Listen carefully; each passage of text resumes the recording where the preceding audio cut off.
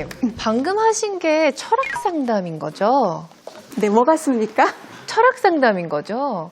심리 상담도 저희가 많이 받잖아요. 네. 그 차이점이 뭔지 네, 혹시 2부 강연에서 들을 수 있을까요? 네, 그렇습니다. 네. 2부 강연 시작할까요? 철학 상담은 치료의 논리가 아닙니다. 그래서 환자도 없고 비정상도 없습니다. 철학 상담은 둘이 동등한 대화 파트너예요. 철학적 사고를 이제 구현하는 대화는 두 가지 크게 비판적 사고를 구현하는 대화, 또 창조적 해석을 구현하는 대화인데 딜레마에 빠져버린 거예요. 이 물음이 제기되는 순간 문제는 다 해결이 됐어요. 그러니까 사실은 이들을 해방시키죠. 일부에서 우리가 그 철학이 어떻게 일상에서 그 철학을 실천할 수 있을까에 대해서 사실 간단히 좀 워밍업을 이제 했고요. 그 철학을 일상에서 실천하는 어떤 중요한 방법으로 이제 철학 상담. 사실은 철학 상담, 철학 실천 같은 의미입니다. 같이 쓰기도 하고요. 네, 그 창시자인 아헨바흐 이야기도 하겠지만 아헨바흐는 철학 실천이라는 말을 썼어요. 그리고 이것이 이제 영미와 캐나다 쪽으로 가면서는 그 카운슬링이라는 말로 바뀝니다. 그래서 철학 상담. 그리고 저희는 두 가지 다 같은 의미로 씁니다. 그래서 철학 실천과 철학 상담. 일상에서 철학을 실천하는 것이 이제 철학 상담이라는 건데 일단 제가 철학적 대화라는 말을 좀 했잖아요. 철학적 사고. 그런데 철학적 사고와 철학적 대화는 사실은 이제 같은 방식을 이제 의미하는데요. 그러니까 철학적 대화를 통해서 내담자 자신의 고민을 스스로 해결하도록 돕는 것이 철학 상담입니다. 그러니까 여기서 핵심은 철학적 대화예요. 근데 지금 철학 상담한 거 맞나요? 라고 이제 했는데, 사실 이제 좀 이야기하겠지만 우선 제가 이제 그 핵심 질문은 했던 지금 고민 관계에 대해서 했을 때 제가 제기했던 질문은 뭐냐면은 우리가 인간관계라는 것을 누구에게 자식에게든 누구에게든 물려줄 수 있는 걸까요? 라고 이제 물었죠. 물론 우리가 내가 아는 사람을 소개해 줄 수는 있어요. 딸인 아들에게.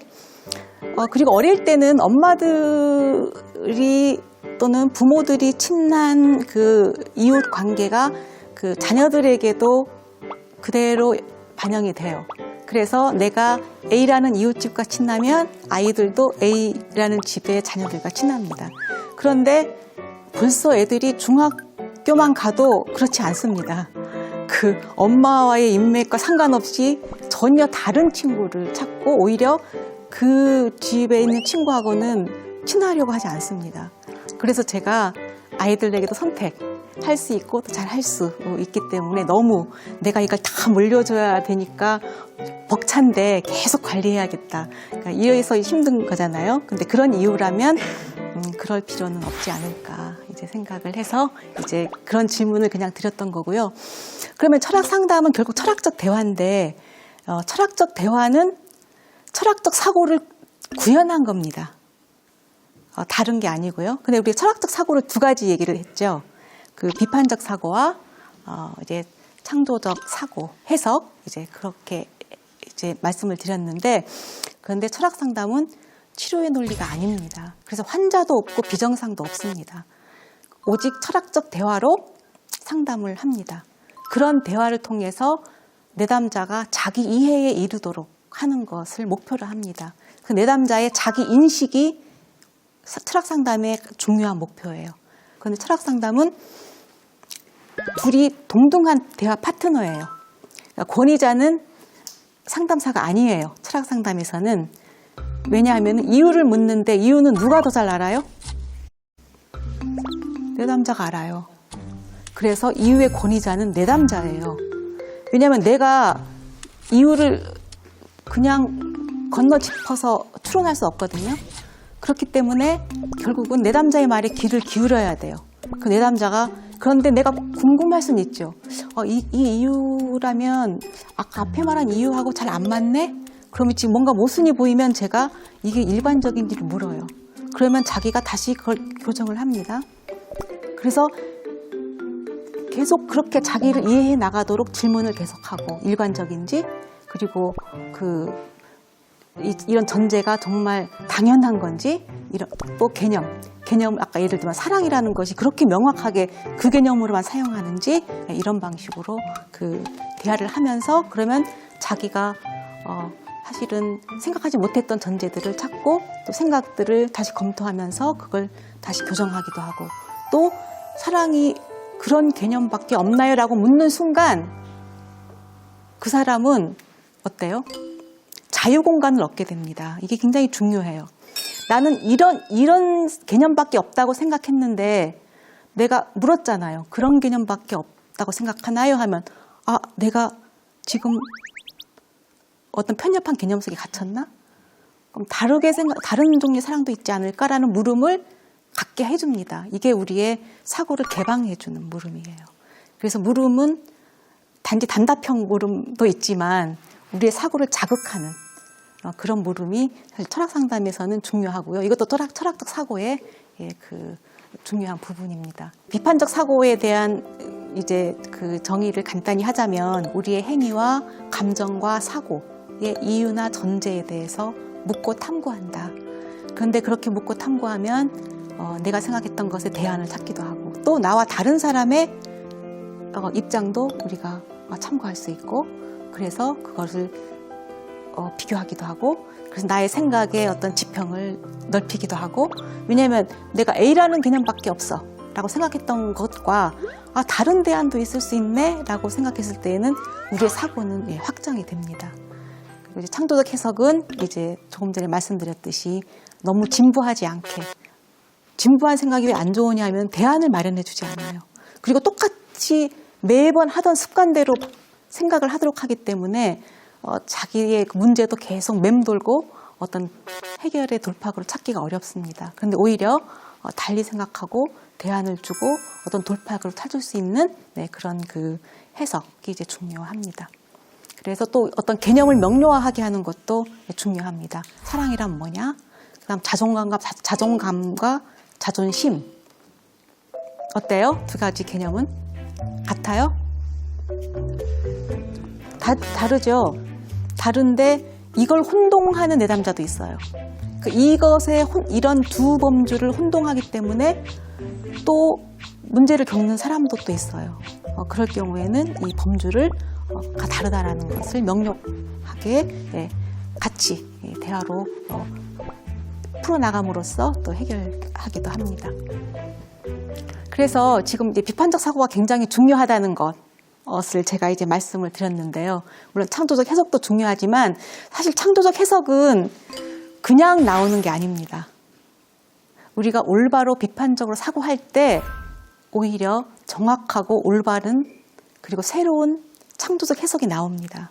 그래서 좀 몇 가지만 볼게요. 다 하긴 좀 어렵지만 우선 암묵적인 전제를 찾아서 검토한다. 이건 이제 말씀드렸고요.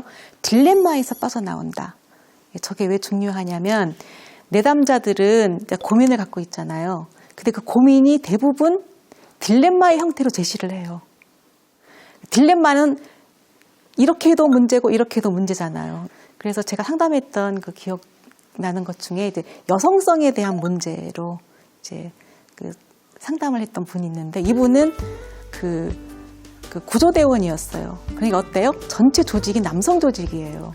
그런데 여성이 진짜 한두 분 이렇게 있는 거예요. 그래서 이분의 고민은 뭐냐 하면 이 남성 조직 안에서 내가 어떻게 살아남느냐예요. 정말. 살아남느냐인데 단지 살아남느냐보다는 내 여성성을 유지하면서 어떻게 살아남을 것인가.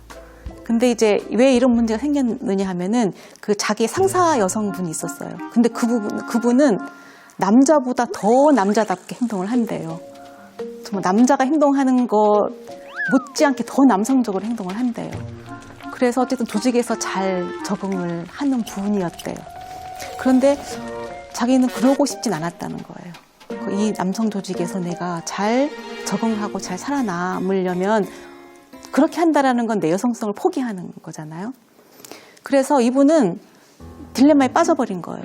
나는 여성성을 유지하고 싶기도 하고 그런데 또 유지하고 싶지 않기도 한 거예요. 그리고 여성성을 유지하고 싶기도 하고 유지하고 싶지도 않기도 한 것은 딜레마만이 아니라 모순적이죠. 물음을 바꾸면 돼요. 그 딜레마는 어떻게 해체가 되느냐 하면 우리는 여성성이라는 그 전제는 뭐냐 하면 여성성이라는 게 주어져 있다라는 거예요, 이미. 근데 우린 주어져 있는 걸 따를 필요가 없다라는 거였죠. 그게 우리의 사고의 힘이거든요. 그렇다고 그 선배처럼 될 필요도 없다. 그럼 어떻게 하면 되냐? 내가 바람직하다고 생각하는 여성성을 추구하면 되겠죠. 그렇게 바꾸면 되는 거예요. 나는 어떤 여성성을 추구할 것인가? 이 물음이 제기되는 순간 문제는 다 해결이 있어요. 사실은 우리를 해방시키죠. 어떻게 할지 모르는 딜레마, 아니면 무슨 이런 것이 이 물음만으로 해소가 되는 거예요. 저건 이제 청소년의 경우인데 자존감과 자존심의 어떤 혼동 때문에 어떤 그 분란을 겪었던 그런 내담자의 경우에 뭐냐 하면 이 친구는 자기 소신이 굉장히 중요한 친구예요. 자기 소신을 지키는 것. 그러니까 어떻게 보면은 굉장히 강하고 좀 똘똘한 친구예요. 그런데 내 소신을 지키려고 하면 친구들하고 분란이 일어나면 안 돼요. 그런데 친구들하고 잘 지내려면 내 소신을 포기해야 되는 경우들이 생긴다는 거예요. 그러니까 딜레마죠. 그럼 어떻게 해야 되냐? 이게 이제 물론 이제 몇 가지 문제가 더 있었지만 이제 핵심 문제는 그거였어요. 자존감과 자존심. 그러니까 내 자존감을 지키는 것이 중요하다. 그런데 실제로는 자존심을 지키기 위해서 싸우고 있었던 거예요.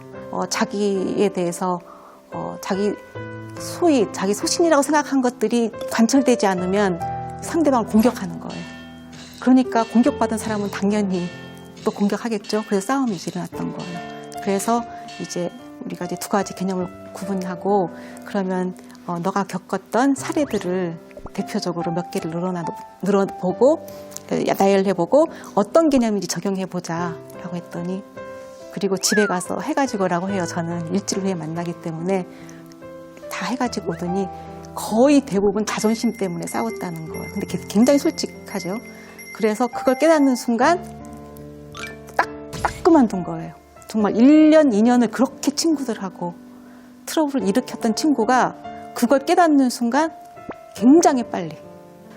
그러니까 철학상담의 또 장점이라고 저는 생각하는 건 뭐냐면 자기가 스스로 설득이 되면 사실 빨리 고칩니다. 근데 사실 그런 이야기는 계속 들었거든요. 부모님한테, 선생님들한테 그만 싸워라, 좀 참아라. 그래도 자기 설득이 안 되기 때문에 똑같은 반응을 하는데 자기가 스스로 이해가 되고 설득이 되면 자기가 얼마든지 빨리 고칠 수 있습니다. 그랬고요. 그다음에 철학 상담에 이제 정신이라는 걸 좀 말을 하고 싶어요. 아헨바흐는 이제 독일의 철학자이고 철학 실천가입니다. 1980년도에 이 분야를 창시했어요. 철학 실천이라는 필라소피칼 프랙티스라는 말을 썼어요. 아헨바흐는. 그래서 1980년에 창시를 했고 상담소를 개업을 합니다. 그리고 지금도 살아 계세요. 딱 두 가지만 말씀드릴게요. 획일적으로 적용하는 상담 방법을 비판해요. 그걸 실증적 방법이라고 했어요. 그러니까 어떤 상담 이론을 가지고 그 사례에 그대로 적용하는, 그거를 비판하는 거예요. 획일적으로 적용해서 상담할 수 없다. 그러면서 하는 말이 철학 실천은 개방적이어야 된다. 방법론에 개방적이어야 한다. 그리고 창조적으로 발전해 나가야 된다. 그러니까 만들어진 이론을 사례에 적용하는 게 아니라, 그러니까 사실은 이 철학 상담은 제가 제일 오해받기 싫은 건 뭐냐 하면은 응용 철학이 아니에요. 그러니까 응용 철학은 뭐예요? 이론을 만들어 놓고 그 이론을 현실 생활에 적용하는 게 응용 철학, 응용 윤리예요. 예를 들면 이런 거죠. 임신 중절을 할 것인가 고민하는 여성이 이걸 어떻게 해야 되지? 상담을 받고 싶을 수 있잖아요. 그러면 응용 윤리의 입장은 그것에 대해서 여러 가지 입장들이 정리된 게 딱 있어요. 그러면은 다 결론이 나 있어요. 그거를 그냥 따르는 문제예요, 현실적으로. 그런데 정말 그 고민을 진지하게 하는 내담자가 그 이론을 그냥 따르라는 걸로 만족이 될까요? 자기 삶의 문제는 전혀 얘기하지 않았잖아요. 내가 왜 이 아이를 지금 임신 중절을 고민하는지, 내 가치관은 무엇이길래, 내 인생관은 무엇이길래, 내 인생 목표는 뭐길래, 이런 것들이 하나도 안 들어가 있잖아요. 그래서 철학 상담은 응용 윤리학은 사실은 아니에요. 나의 가치관, 나의 욕구, 나의 인생관 이런 것들이 내 문제와 연관되어 있다고 보는 거예요. 그리고 그렇기 때문에 내 가치관이나 나의 정체성과 연관시켜서 문제를 해결해야지 된다는 거예요. 그렇지 않으면 결국 이 사람한테 도움이 안 돼요. 그냥 강요하는 것밖에 안 될 수도 있고 심지어는 폭력이 될 수도 있죠. 자기 이해가 충분히 됐다면 자기 가치관이 충분히 이해가 되고 그게 확인이 됐다면 자기가 그 문제를 이제는 달리 볼 수 있게 돼요. 그렇게 선택하면 이분은 후회가 없어요. 어떤 선택을 했든지. 자기가 다 이해를 했고 나를 이해했고 내 문제를 이해했고 또 우리 삶에선 선택을 해야 되는 순간이 있잖아요. 모든 걸 유보할 수 없잖아요. 그 순간에 최선의 선택을 하게 해주는 게 철학 상담이지 상담사가 어떤 결론을 절대 내려주지 않습니다. 그래서 아까 자기 인식이 목표라는 건 이런 의미입니다. 나를 이해하고 자기 인식이 되면 스스로 결정하는 게 하도록 하는 게 철학 상담입니다.